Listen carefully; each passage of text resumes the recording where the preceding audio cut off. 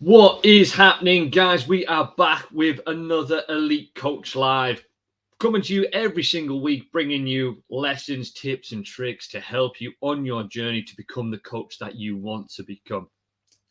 If you're listening to us on YouTube or watching us on YouTube, listen on Spotify, Facebook, LinkedIn, you know the drill. Make sure that you do like and subscribe so to make sure that you don't miss out on any of the sessions that are coming up that we bring to you every single week. We've got some really cool stuff in the pipeline. I'm speaking and lining up some great guests in the coming weeks, so make sure that you don't miss out. So ring that bell, click the follow button, click the like, and make sure that you do not miss a show.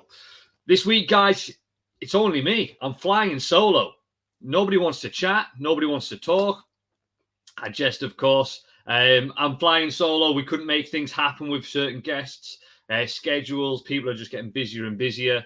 Totally get it. So you're stuck with me. So if you want to mute me now, feel free. No problem. But I wanted to jump in.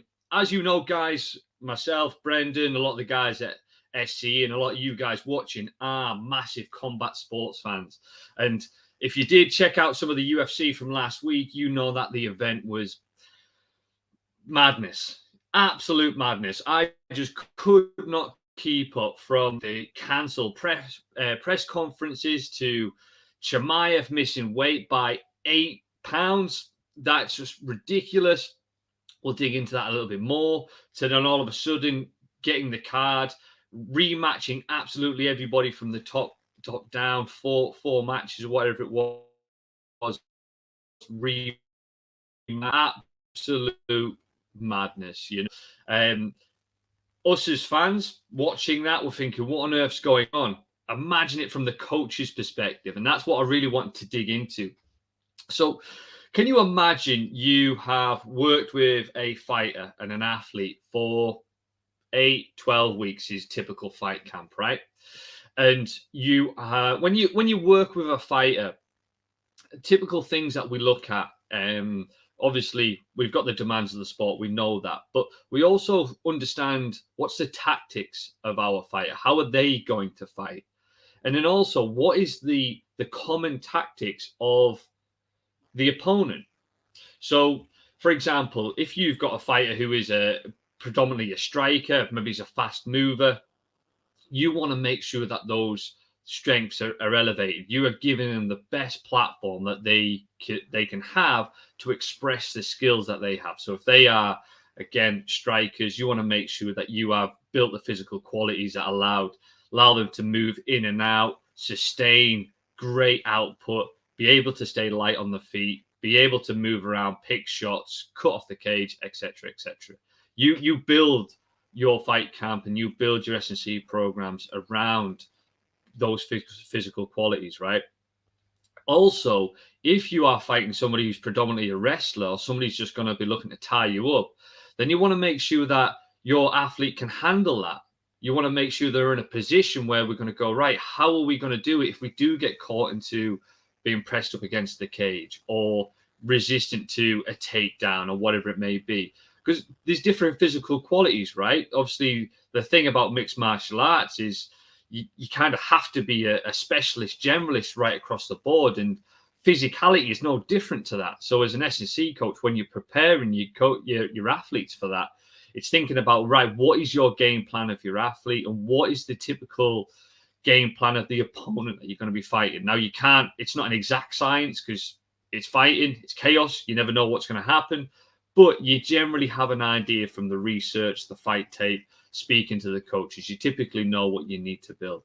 Can you imagine 8 weeks, 12 weeks? This is the game plan. This is who we're going to fight. Then all of a sudden, within 24 hours, you've gone from 3 5-minute rounds to then going, right, you're doing 5-minute rounds. Totally changing the script. Your preparation, the way you prepared that fighter, would be very, very different. And also the type of opponent you're fighting. You've gone from somebody who is massively just an incredible wrestler. So your whole fight camp has been about managing that takedown. What do you do if and when you get taken down, etc., etc. Putting that defense up, to then fighting someone who's a striker. Again, completely different. The skill set, the things you've been working on, how you apply and looking at, right, I've been gone from like more slow, grindy, the wrestling type stuff to then all of a sudden I'm going to be standing and striking. Big demands. Anybody who's done any bit of boxing or any sort of striking and then done any wrestling, you know that fatigue affects you in a very different way. So as a coach, you're thinking, there's just nothing you can do. So what's the lessons we can learn from that? And ultimately, it always goes back to when we are working with our athletes, we need to be creating, and Vern Gambetta says this brilliantly, is we want to create adaptable, not adapted athletes. So we want to make sure that they can handle the chaos. We want to make sure that when we're working, we want to build physical qualities that gives them a big enough ceiling, which allows them to tap into a higher level of strength reserve. We want to make sure that their conditioning is at a level which allows them to go in various different ways if needs be. Okay, because you never know what's going to happen. So when you're developing your program, working with your athletes, you don't want to just think about, right, what is this is the physical quality they need. I'm going to work on that. What's the bandwidth? Do you give yourself a bit of wiggle room to say, well, what about this? What if this happens? What if that happens? Are you just constantly raising the ceiling and really making sure that they've got a wide variety of physical qualities that they can tap into at any moment? So create adaptable athletes, not adaptive athletes. And that also goes from your movement as well.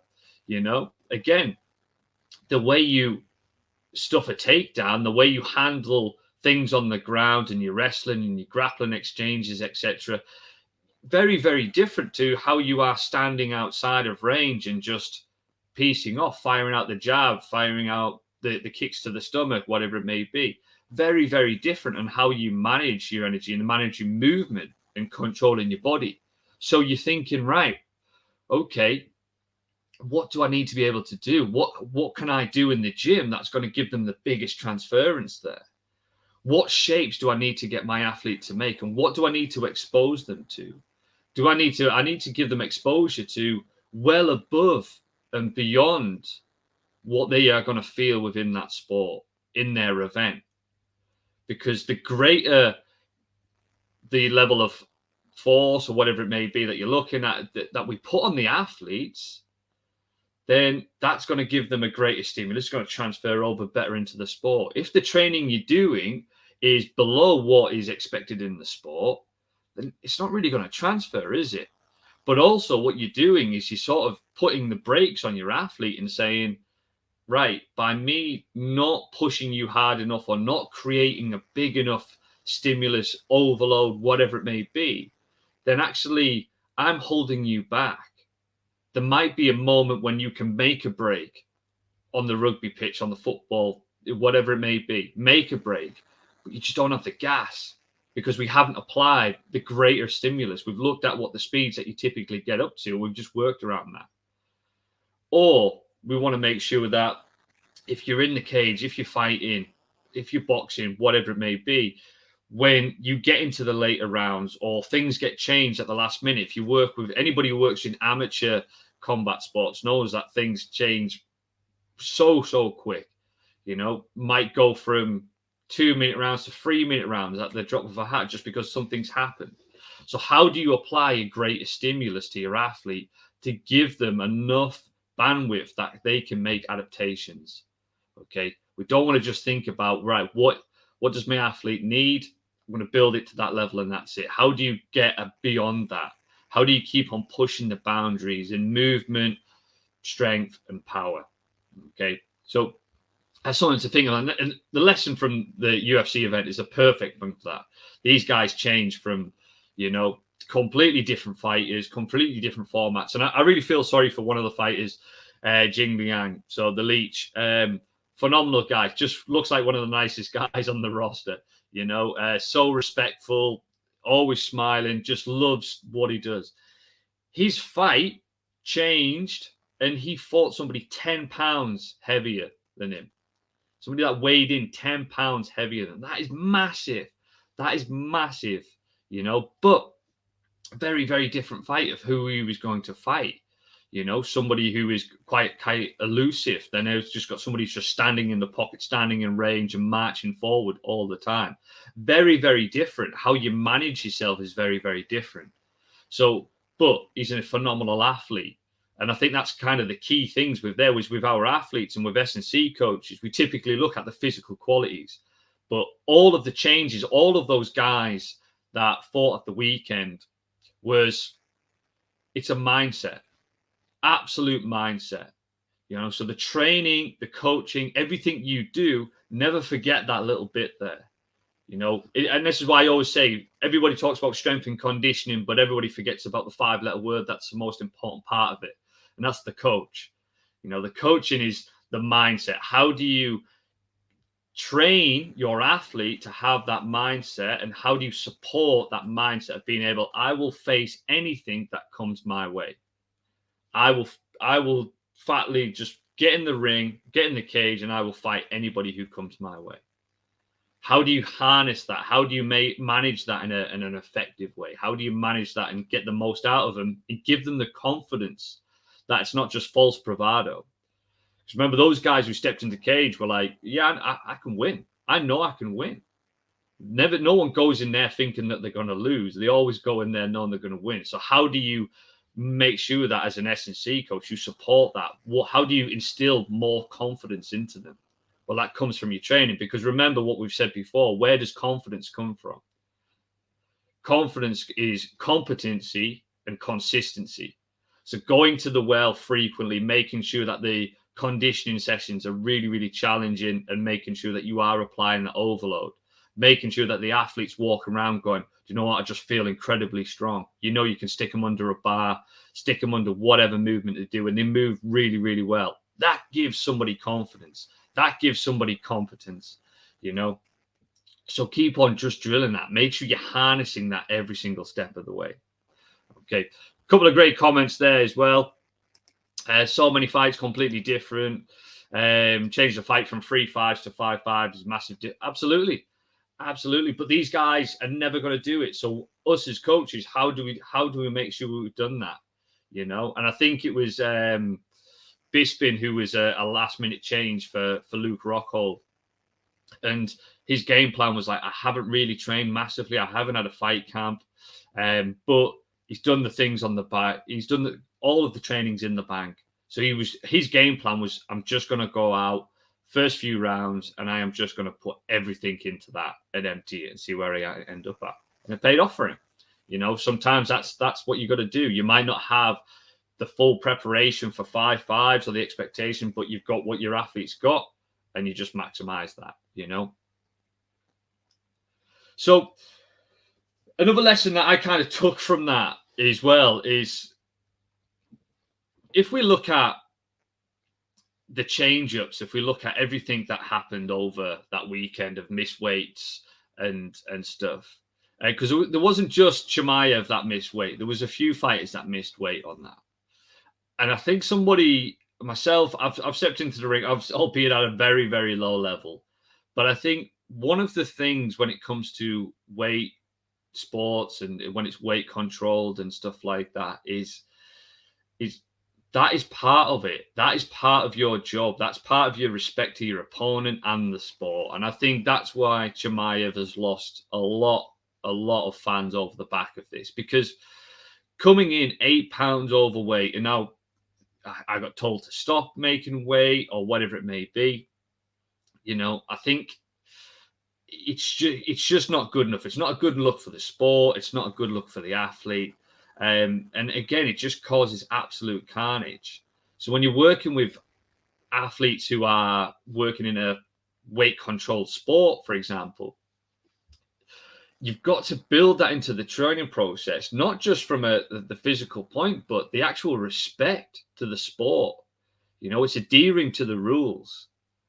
You know, you might not like the rules, but that you signed up to that sport. You signed up knowing that you had a weight cut to make. And as a professional fighter, as somebody who has made that commitment and said, I am going to do this, you've got to stay true and professional to that every single step of the way.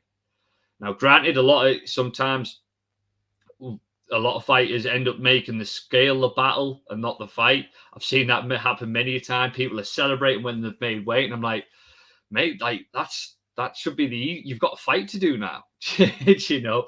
But what's the lessons we can learn from that? It's if you sign up to something, know all of the rules, and also make sure that you make that commitment to those rules, not just for yourself, but for the sport. You know, for the people watching, for your opponents, all of that. Make that commitment. So whatever you do in life, if you coaches who are watching this as well, is if you want to go out and do something, make that commitment. Think about how do you put the rules like a weight cut in place to make sure that you are living up to the standards and doing what you said you would. That's where your goal setting is. Are you adhering to the rules that you're setting for yourself? Set yourself a contract. Say, I'm going to turn up on this day. I'm going to do my media scrums. I'm going to do my weight cut and I'm going to fight. Flip that on yourself. I'm going to do my business plan. I'm going to do that. I'm going to do this. You know, Marie said there, it's disrespectful to not.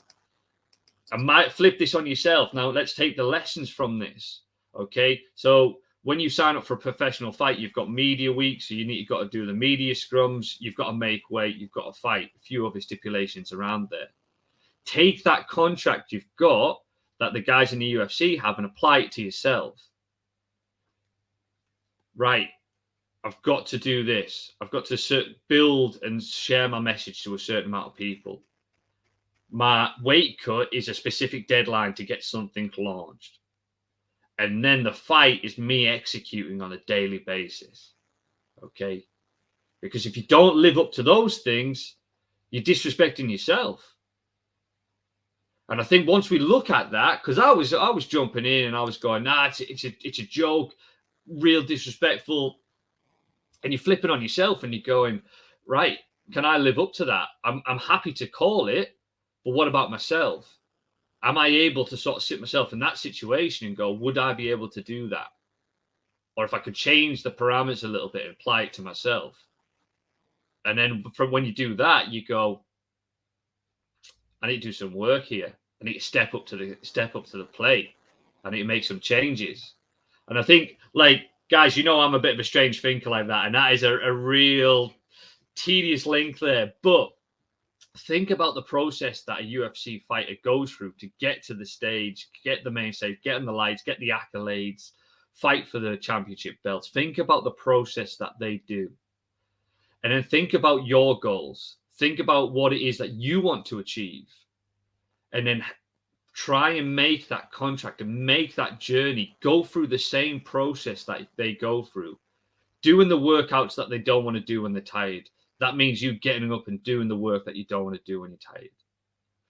Putting a deadline like a weight cut. I've got to have this in place by this time. Give yourself a deadline to work towards that. And then, once you've done all of that in place, they step into the cage, they fight under the lights, and hopefully they get the win and they raise the hand. For yourself, that's you doing your coaching, living your life, whatever it may be. You know? I think such a crucial thing there. And it's like I say, it's lessons from chaos. What can you learn from that? I think too often we just try and become spectators of sport, and it's great and it allows us to get lost. But sometimes reflecting on great events like that, regardless of the madness, allows us to look at it and go, how can I use this in my life? What can I get the most out of it? Because then you start to think about, right, you should constantly shining a light on yourself, right? I don't know.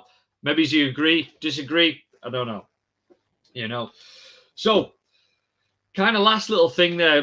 Kind of a great comment. I think psychological support to an athlete is very important. It's the gray area. It's the glue that brings a program together. You know. It's this. This is why I say to people, they say, "Oh, I've got a degree or I've got a master's in strength and conditioning." Fantastic. You know a lot. Can you apply it?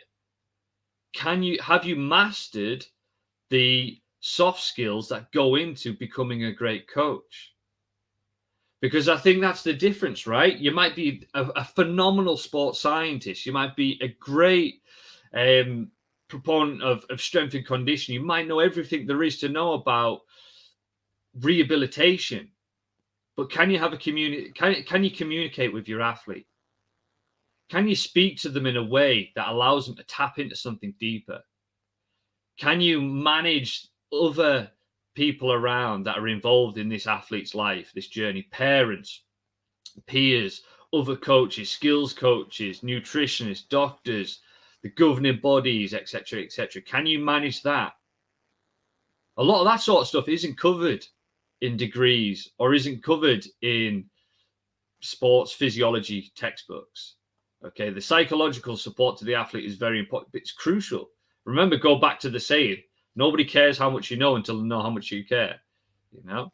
So I think 100% agree with that comment there. 100%.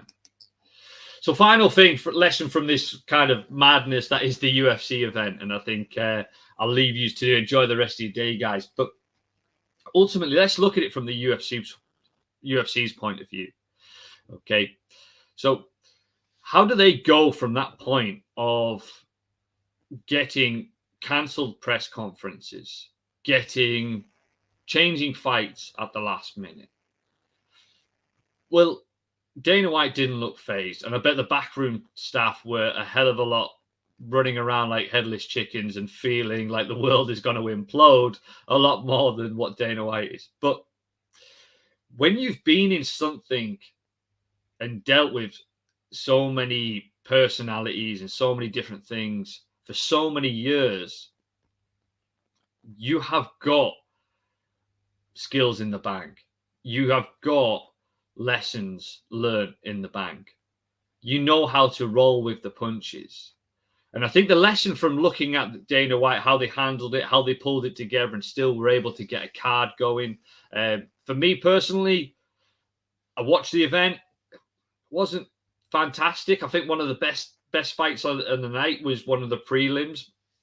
A fantastic technical match going back and forth.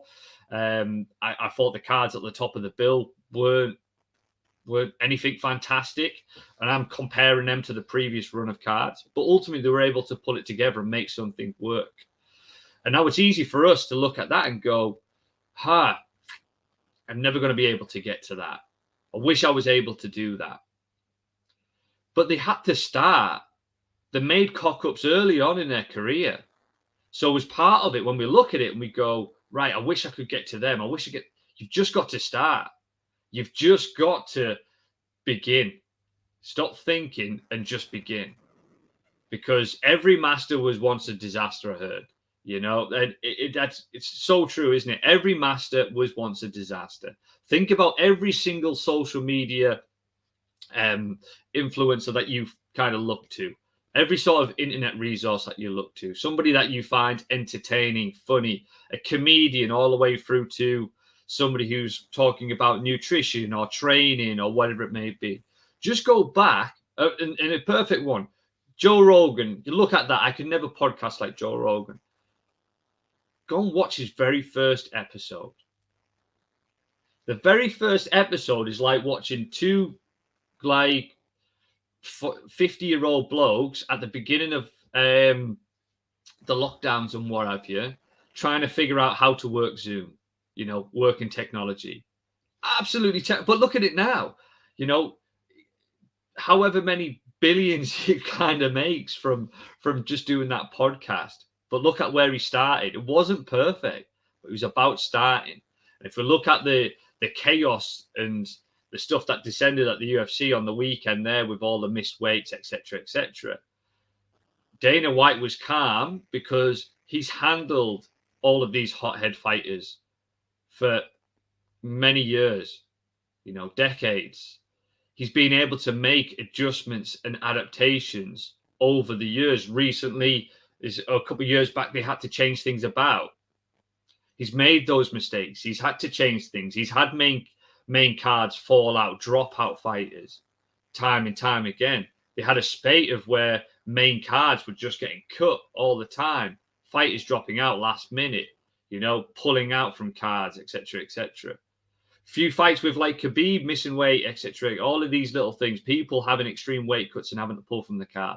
They've experienced all of that.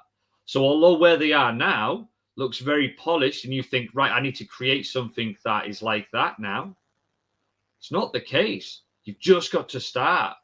Don't be scared of making the mistakes, because once making all of these mistakes and having these setbacks allows you to, when the proverbial hits the fan, just like it did for the UFC at the weekend, you can make that adaptation. You can change. You can move further forward. You can react really, really quickly. So never be scared to get started. Don't be held back with, my podcast is never going to be like this. My gym's never going to look like that. I'm never going to be knowledgeable like this guy, this guy, this guy. Go back and look at their very first stuff. Joe Wicks, James Smith, all these guys who've made massive amounts of cash and they had huge success in what it is they do. All started from somewhere. And if you go and watch their first videos, you look at it and you go, that's the level. That's where I'm at. I don't need to be looking at, I'm not a white belt stepping into a gym, getting intimidated by the black belt, thinking I need to be like them. Because they're a lot further in the journey. They just got started sooner. You're here. You need to compare yourself with the other white belts. Look at where they started and start following that path. So, guys, that is some of the lessons from the chaos that was UFC 279. I hope that the next few cards are like that. The next pay-per-view card is immense. Absolutely immense. I'm so excited. And I'm excited for this weekend. You know, anytime that Sandhagen fights, I really do love watching that. So they always deliver, and I'm always happy to watch that as well. So, guys, if you've got any questions, if you've got anything that you disagree with, reach out, comment, hit me up on an email, post something in the Elite Coach Network. You know, more than happy to discuss it. Okay, but keep on moving forward, guys. Hopefully you found value from these lessons, and hope you find value from these Elite Coach live sessions, guys. Because remember, these are for you. We turn up on a weekly basis for you guys. Okay, so you let us know what you need from us to help you move forward in your coaching journey to become the coach that you want to become. So until next time, guys, have a great one, and we'll catch up again very, very soon.